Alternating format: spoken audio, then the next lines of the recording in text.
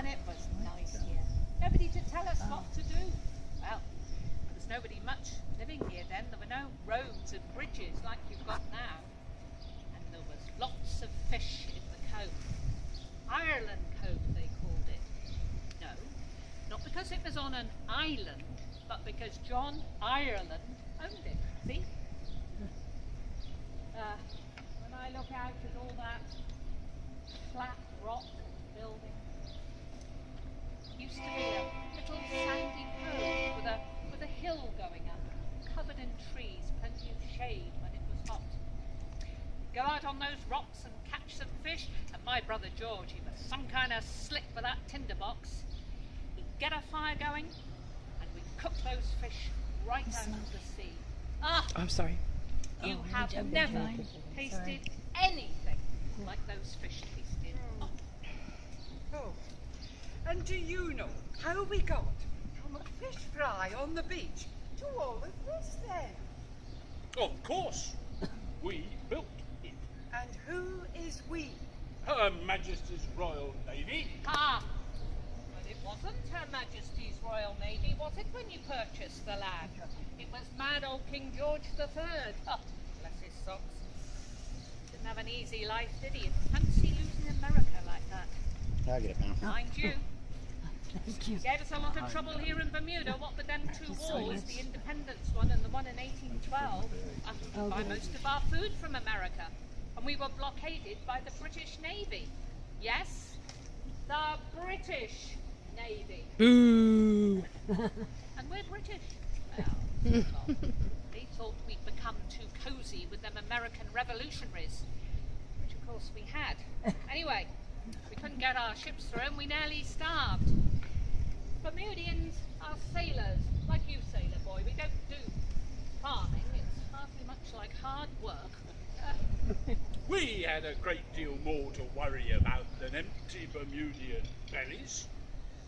We lost all our naval bases in the United States when they were declared independent by the signing of the Treaty of Paris in 1783. We had nowhere to go between Halifax in Nova Scotia and the islands of the Caribbean in the south. Nowhere to repair, nowhere to refit, and nowhere to re-provision. Nowhere to relax and recuperate. And no rum toddies.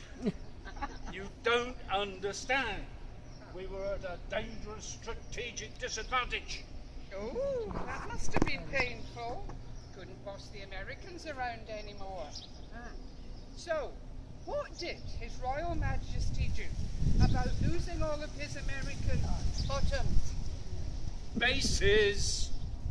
What he did was, he had the Admiralty purchase this land here of Ireland Island, and that was in 1809, more than 50 years ago now, in order to build a new British naval base. Ah, so Bermuda saved you bacon then? Oh, bacon. Oh, well, there was plenty of bacon here. There were still not many people living here, and there were still wild pigs running around. Didn't last long, of course. How much did it all cost? £4,800. Cool, you could get a lot of Maggie's meat pies for that. Oh, they're only tuppence a pie. Or threepence if you want one with actual meat in it. But what did you do with the hill? We dug it up. It was 45 foot high before we started. Oh, and a lot less when you'd finished. Except it wasn't you lot, was it? It was the army who did all the work in the beginning.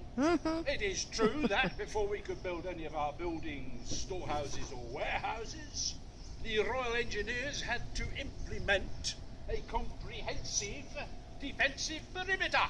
An impy-dumpy what's this?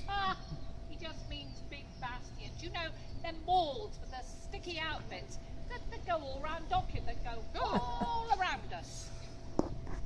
The Royal Engineers dug out the hillside and surrounded us with a tremendous defensive perimeter wall with 7 great bastions for cannon emplacements. Mind you, they took a great deal longer than the Navy wanted. It was years and years before we could build our buildings. So difficult working amongst the soldiers with all their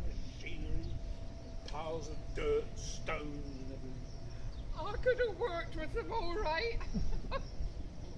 But we finally finished what we have been building, and I think we've done a jolly good job.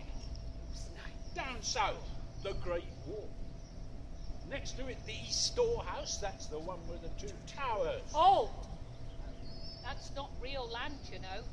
That's where they put the hill. They just shoved it out into the sea, paved over it, and called it land. Huh, that seems right to me. And behind the storehouse is the sail loft. Up by the slip here are the mast stores. Above us all is the magnificent Commissioner's house. And here we are in the victualling yard with all the food stores down that end. Oh, that's where Maggie's pie stall is. Ah, food. Always the most important thing. Almost the most important thing. Must have been a lot of big muscly men doing all this digging and building. Nah, they used slaves. Oh, of course. We still had slaves back then. But they were insufficiently available for such a large project. Well, hardly. We only had about 4,000 on the whole island, and more than half of them were children and domestics. They were all set free in 1834 anyway. Harriet, remember all that fuss about compensation when they were freed? No, we didn't have any, and so I didn't pay it any mind. Oh, well, we did, only 4 of them. But the compensation wasn't nearly as much as it was supposed to be. It should have been close to £20 each. But it was only £16 1 and 7 pence for our housekeeper, £9 1 and 8 pence each for the maids, and £3 1 and 4 pence for little Tommy, because he was only 5. Your old King William IV might have given the slaves their freedom, but he was not happy about paying for it. I am sure that the sums were fairly calculated. Still, seems rather a small amount for a person for the indignities of enslavement. Don't be silly, sailor boy. It wasn't for the slaves, and they got their freedom after all. The money was for the owners. They lost a good chunk of valuable property. You shouldn't have got anything. You shouldn't have owned another human being. Don't start that again. Ladies, as I said, they were insufficiently available for the project. So the British government made available to us plentiful labour from the prisons. You see, Kitty, Yes? everyone thinks that the Brits sent all their convicts to Australia. Yay. Dead wrong they are. That is right, madam. Some 9,000 were sent here. 9,000 men? Where did they all live, and how come I didn't get to meet them? Ah, they had more sense. In convict hulks, that is to say decommissioned warships with extra decking and a roof, and they were moored right out here in the harbour. And later on in barracks on Watford Island that they built themselves when the ships got too crowded. And that is where they lived. And died too. Oh, must have been a couple of thousand of them died in them hulks. They were disgusting. Overcrowded, oh, poor water, dysentery and yellow fever. It spread like wildfire. It's criminal the way they treated them convicts. They got a decent Christian burial down at the cemetery on Black Bay. Oh, and I suppose they were grateful for that.